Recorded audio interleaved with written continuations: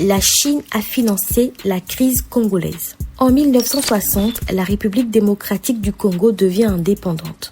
Mais quelques semaines seulement après, une grave crise politique et sociale éclate. C'est la crise congolaise. Et elle va durer 7 ans. Elle est marquée par des mouvements sécessionnistes, des rébellions populaires et l'intervention de forces militaires étrangères.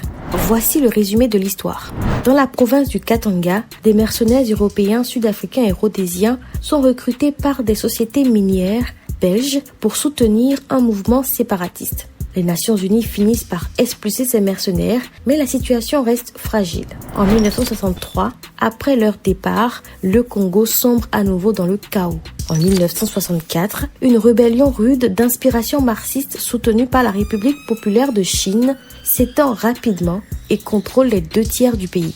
Les rebelles, appelés Simba, qui signifie lion en swahili, capturent la ville de Kisangani, la deuxième plus grande ville du Congo, en juillet 1964. Ils menacent alors la vie de centaines d'Européens, principalement des Belges. Les États-Unis voient les Simba comme un danger car ils sont soutenus par la Chine et d'autres pays radicaux d'Afrique. Craignant que le communisme s'installe en Afrique centrale, les Américains décident d'intervenir en s'associant cette fois à la Belgique et à l'armée nationale congolaise. Cette alliance est renforcée par le recrutement de centaines de mercenaires blancs et de forces spéciales clandestines fournies par la CIA. La CIA fait en effet appel à des exilés cubains ayant déjà participé à des opérations secrètes.